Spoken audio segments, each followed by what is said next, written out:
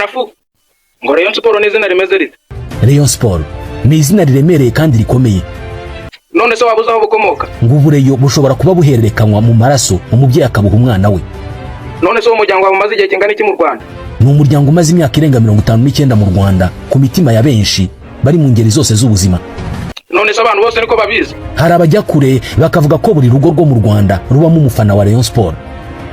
Niba atari nyirurugo n'uwo bashakanye, niba atari uwo bashakanye n'umwana babyaye, niba atari umwana mu rugo n'umukozi muri urwo rugo cyangwa se undi mu. Reka ibyo tube tubiretse. None se ko hari umwana waje kwiga adafite ikaramu kandi mfite ebyiri ntago namuhimwe? Nibyo, uwo mwana mwigana yaje ku ishuri adafite ikaramu, ariko ntabwo ari wowe ushinzwe kumuha ikaramu. Kandi mfite ebyiri. Nubwo wari ufite ebyiri. Kubera iki se? Nukomeza gutyo mu buzima ntabwo uzashobora kubaho neza. Abatarabishoboye icyo gihe barapfuye.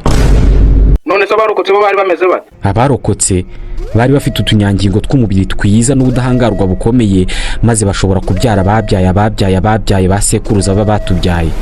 Urakoze uramfashije kuri ibyo byose umbwiye. Ndagufashije kubera ko ndi umuntu mwiza ugirira impuhwe abababaye bose, ariko nutambwira ngo ndakoze ndaza kumva nsa n'ukoreye ubusa. Kubera iki se none? Wari ubabaye ndetse ukeneye ubufasha, ariko urinda shima.